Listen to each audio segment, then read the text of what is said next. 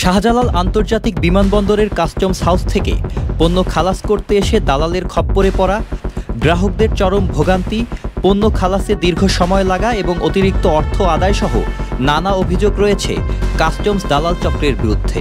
এসব বিষয়ে বিমানবন্দর থানায় অতীতে বহু অভিযোগ ও মামলাও হয়েছে। এবার গ্রাহকদের এসব ভোগান্তি থেকে মুক্তি দেওয়ার জন্য এবং স্মার্ট বাংলাদেশ গড়ার লক্ষ্য বাস্তবায়নের জন্য পণ্য চালান দ্রুত খালাসকরণ বিধিমালা 2024 প্রণয়ন করেছে সরকার। তবে এই বিধিমালা বাস্তবায়ন হলে 10,000-এর মতো কর্মী বেকার হয়ে পড়বে বলে মনে করে C&F এর সাথে জড়িত কিছু ব্যক্তি ও প্রতিষ্ঠান। যে কোনো আইন প্রণয়ন করতে গেলে যারা এই কাজের সাথে সম্পৃক্ত, যেমন C&F এর পরিবারের C&F এর মালিক, পাশাপাশি কাস্টমস সরকার, তাদের সাথে আলোচনা করে একটা আইন প্রণয়ন করা হয়। এই ওনারা যে আইনটা প্রণয়ন করছে তাতে আমার 10,000 মানুষ বেকার হয়ে যাচ্ছে, 50,000 মানুষের প্যাডে লাথি পড়ছে। আমরা এই কাজটি করেই খাই এবং স্বাধীনের পর থেকে এই সিস্টেমেই এই কাজটি এই এয়ারপোর্টে চলমান। এরই প্রেক্ষিতে গত 15ই জুলাই থেকে তারা বিমানবন্দর এলাকায় আন্দোলন শুরু করে। তবে এ সময় আন্দোলনকারীরা সহিংস আচরণ করে সেবা প্রত্যাশীদের উপর হামলা, মারধর করেছে বলে অভিযোগ করেছেন কয়েকজন ভুক্তভোগী।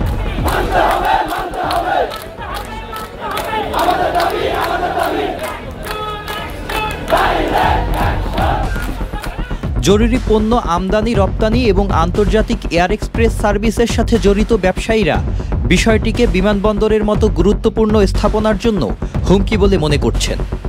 ঢাকা বিমানবন্দর একটি কেপিআইয়ের মতো একটা জায়গায় এত ধরনের বিশৃঙ্খলা কেন হবে?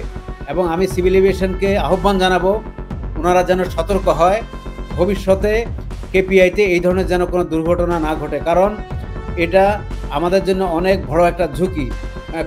অত্যন্ত দুর্ভাগ্যজনকভাবে 2016 বা তার কোনো একটা সময় আমাদের যে কোনো কারণেই আমাদের এই বিমানবন্দরকে রেড ক্যাটাগরিতে ফেলা হয়েছে, সেটা অত্যন্ত দুঃখজনক। পরে আল্লাহর রহমতে সিভিল এভিয়েশনের প্রচেষ্টায় আমরা সেটা থেকে উত্তরণ করেছি।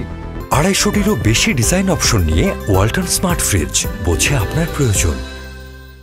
বস্তুত যদি বলেন আনুষ্ঠানিকভাবে কিন্তু আমার সাথে কোনো সমঝোতার প্রস্তাব আসে নাই, বাট ঢাকা কাস্টম হাউসে যখন আমরা দাঁড়িয়ে ক্যাজুয়ালি কথা বলেছি এবং এই বিষয়টা ওনারাও আমাকে বলেছে, আমি বলেছি দেখেন এটা সরকারের একটা আইন, এই আইন যদি আমি না মানি তাহলে তো আমাদের লাইসেন্সই থাকবে না।